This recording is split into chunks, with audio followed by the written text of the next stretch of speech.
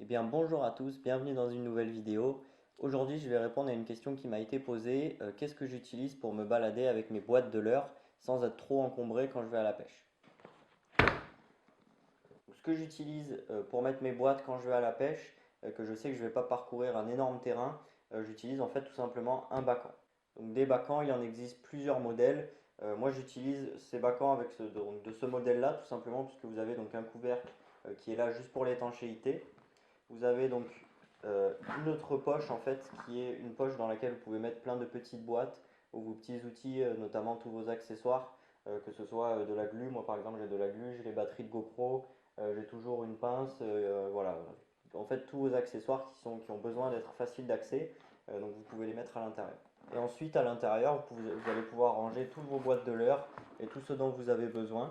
Donc il existe des bacans avec l'extérieur souple. Moi je préfère les bacans avec l'extérieur dur puisque ceux qui sont souples ils ont tendance à être écrasés. Si jamais on pose quelque chose dessus, ça a tendance à écraser. Donc ceux avec une plaque à l'intérieur, ça permet de protéger les boîtes et tout ce qu'on peut avoir à l'intérieur.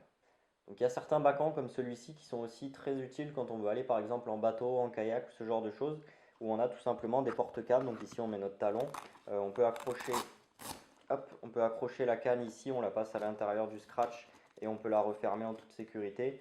C'est un petit plus, ça peut toujours servir. On peut mettre deux cannes par exemple dans celui-ci. Donc l'avantage d'un bacan par rapport à un sac à dos, c'est que tout simplement, comme on va devoir le porter avec une main plutôt qu'on le porter en bandoulière, puisque c'est pas forcément très confortable, c'est qu'on va avoir tendance à le poser quand on va à la pêche. Contrairement à un sac que comme on a tout le temps sur le dos, en fait on va tout le temps l'avoir sur le dos tout au long de la journée.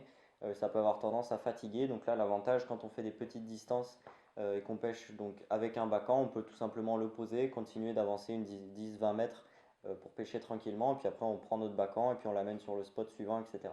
Un deuxième avantage du bacan par rapport au sac à dos, c'est que la plupart des bacans sont de base étanches.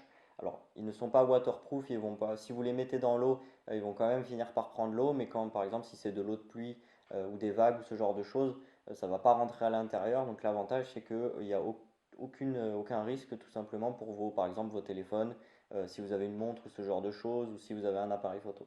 Et enfin le dernier avantage du bacan, c'est que comme ça prend beaucoup de place, on peut mettre beaucoup plus de boîtes à l'intérieur. Et comme on a tendance à vouloir le poser chaque fois qu'on va faire un spot, ben, on n'a pas le poids de toutes les boîtes de leurre sur nous. Et donc on peut en prendre encore plus que d'habitude, même si je sais on n'a pas forcément envie de toujours prendre toutes les boîtes qu'on a chez nous. Mais forcément, donc, on aura forcément plus de choix dans le matériel et on pourra donc être plus efficace. Si cette vidéo vous a plu, n'hésitez pas à mettre un like et un commentaire et à vous abonner pour être au courant dès que nous sortons une nouvelle vidéo. J'espère que cette vidéo vous aura plu, je vous dis à bientôt pour une nouvelle vidéo.